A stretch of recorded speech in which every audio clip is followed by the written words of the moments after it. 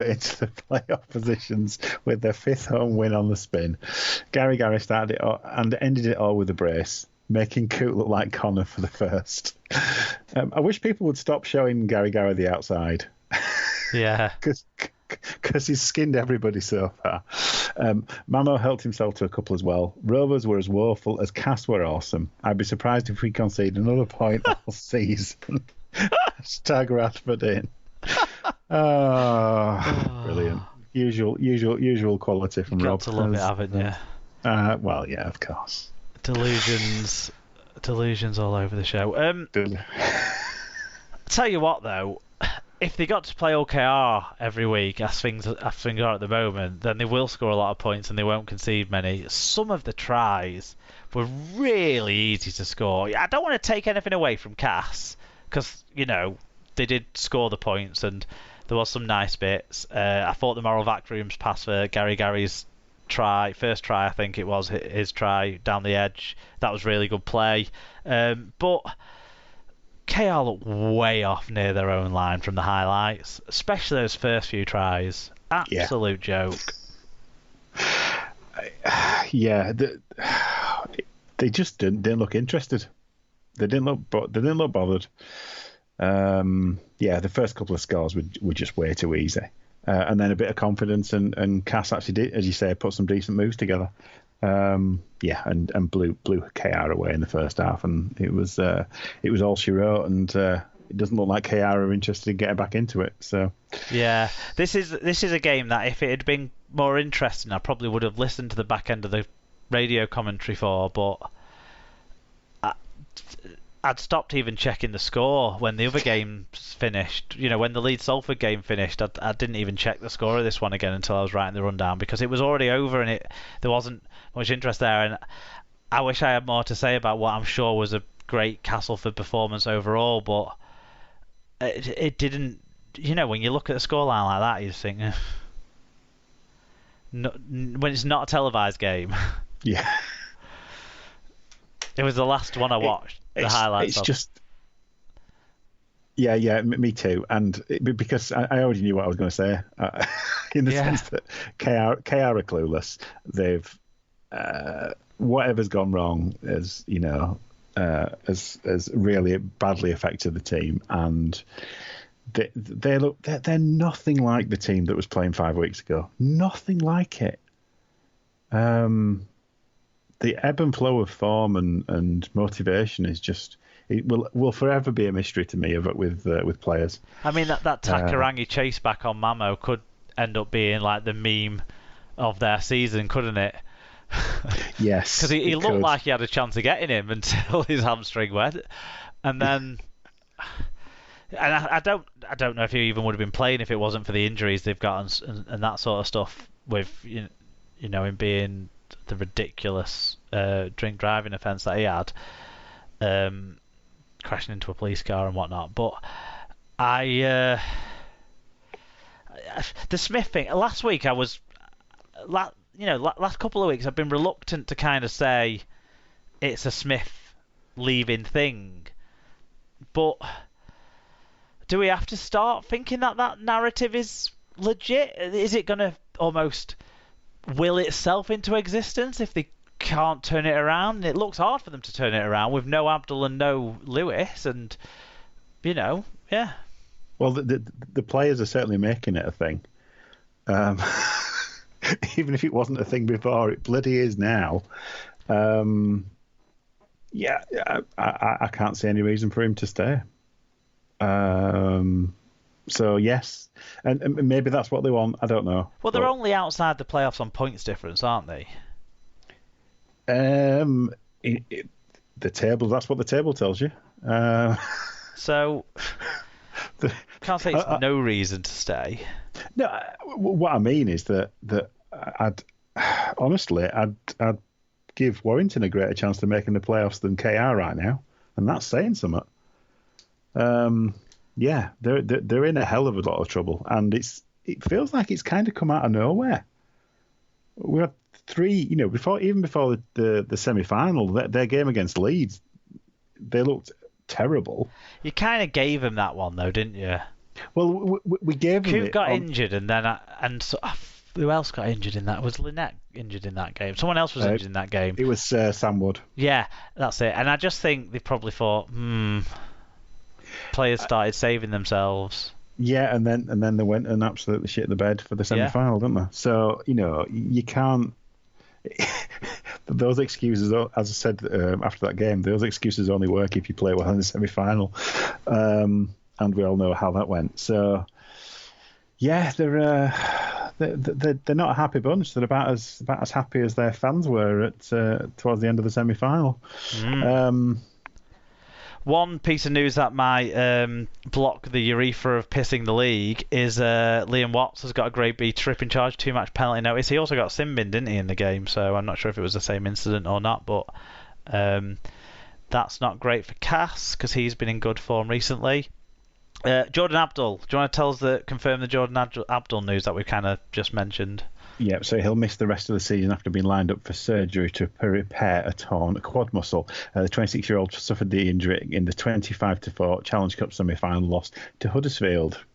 Although, in positive news, Matt Parcells signed a new 2-year contract with the Super League club. He was expected to leave, wasn't he? He's been there since 2019, and now will stay till 2024. Cass and Hull KR are the other two sides that have been fined, by the way, for behavioural issues. A lot of them coming up in the game between the two sides this season. So Castleford Tigers have been fined £5,000 with £3,000 suspended until the end of the 2024 season. This follows incidents in 3 away fixtures: Hull KR, Huddersfield, and a Challenge Cup tie at Leeds. I think the Huddersfield and Leeds ones were for flares. The Hull KR one was fighting and shit, weren't it? So Hull KR have been fined £2,000. The activation of a suspended £2,000 fine imposed for an operational rules breach in the 2021 season related to sport and misbehaviour. They have a further £2,000 fine now suspended till the end of 2023. The incident relates to their home game against I'm trying to suppress the sneeze. Their home game against Castleford, and they've also confirmed that Brad Sakarangi tore his hamstring, which I think everyone will know from the footage in the defeat at Castleford on Sunday. So they're going to do scans to determine the severity, but it looked like it could be a few weeks at least, that one. Yeah, you didn't need to be a physio to figure out what happened to him. He Derek Redrum did it, didn't he? So yeah. Do you want to take us through the standings? Yes, so St Helens open up a 2-point gap at the top, moving to 20 points. Catalan are up to second on points difference, with Wigan third. Huddersfield are back in fourth on 15. Hull FC are on 14 and Castleford are on 12, completing the top 6. Hull KR drop out on points difference, with Warrington down to 8th on 10 points. Salford leapfrog Leeds into 9th on 8 points, with Leeds on 7. Wakefield in 11th stay on 6 points, but bottom place Toulouse improve to 4 points. Yeah, Leeds aren't out of the shit, and Toulouse have made things more interesting, I think, is what we know there. Stat line of the week: James Bentley in losing effort, but 51 tackles, 19 of which were marker tackles, and no missed tackles, and didn't get sin binned. I'm going to say no cards. That's the biggest. That's the best thing about it. 2 penalties. He did concede 2 penalties. Okay, but people concede penalties. It's swinging arms around heads that I'm worried about, particularly. It's worthy of note. I'm going to pick out Jake Mamo with 2 tries, tackle bust 240 metres. I think that's pretty good going, even if it was against a woeful KR. Yeah. There's a few over 200 metre performances this week, so some good numbers. Player of the week. I don't know. I think Lewis Senior gets a mention, doesn't he? And Fuad Yaha get a mention. Lewis Senior getting a hat-trick when he's not really picked very often, and I guess putting his brother under some pressure for the Challenge Cup final spot, and then Fuad Yaha setting the try-scoring record at Catalans. They're 2 people that jump out at me as storylines this week. Let's go for Cassiano, just because, the big man had a big game, didn't he? Good stuff. I didn't have a big game in the tipping. 3 out of 6 I was. Fucking hell. Lee was 5 out of 6, only his own side letting him down from his cameo performance last week. In the host Subaru, David at the top. He's wearing the yellow cap as well, so he's extended his lead. I've stayed second, Scoots has stayed third, and you've stayed fourth. In the main Subaru, Rich Owen stays at the top. Mark Wilkinson, though, wears the yellow cap, so that's giving him big confidence heading towards, not Wembley, is it? It's Tottenham. I probably said Wembley about 4 times already. I constantly say Wembley, so don't worry about it. The Challenge Cup final. I just need to say the Challenge Cup final, but anyway. In the Fantasy League, Alan Bagley stays at the top, but in a relatively low-scoring week overall, Tom Andrews had a hugely impressive 637 as the top scorer, so well done to Tom. But Matty P and Ian Watson are added to the naughty list along that Wolf is already on for resting so many players, including the core of my side. Well, it's devastating. Why were Farrell and Yates in the squad if they were never going to play? Anyway, I'm over it. I've dropped right down. I'm not over it. It sounds like you're over it. Yeah. So yes. But thanks to everyone getting their fan views in on all the games. Make sure you do get your fan views in on all the games. Any big news that you want to talk to us about next week, or any rumours you want to make sure that we discuss too. So yeah, good stuff. Thanks for all that. We're now going to move on to other results.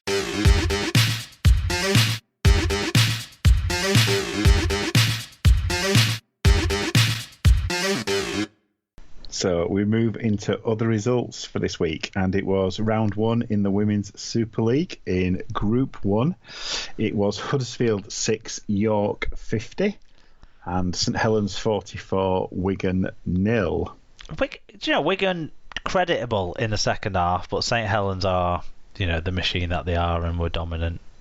Yeah, understandable. In Group 2, it was Barrow 6, Warrington 30, Lee Miners Rangers 28, Wakefield 14, and Bradford 0, Featherstone 30. In the women's news, Wigan Warriors women have announced the signing of American international Taylor White ahead of the start of the Women's Super League season. She came off the bench and made a debut in that game at St Helens in the second half. White, who can play fullback, on the wing or in the halves, comes with experience in both codes of the game. She has played 7s, 9s, Rugby League and Rugby Union across a couple of different teams. She has played for Memphis, Phoenix and Roots Rugby. So, yeah, exciting signing. Yeah, we'll see how that works out.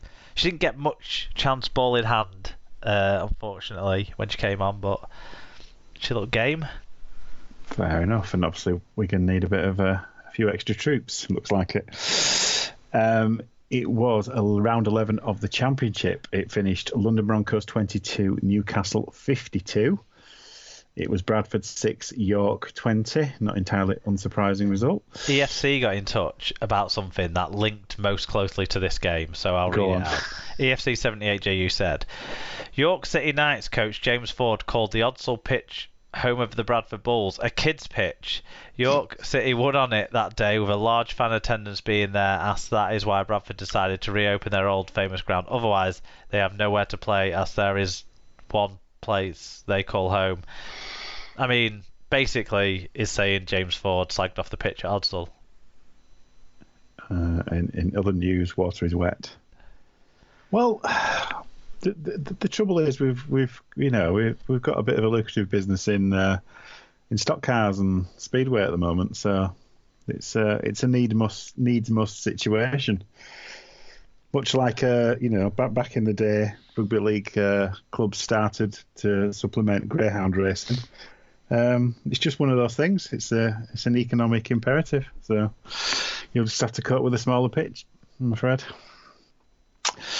But yes, on bigger size pitches, it was Dewsbury 26, Featherstone 46, Halifax 38, Sheffield 14.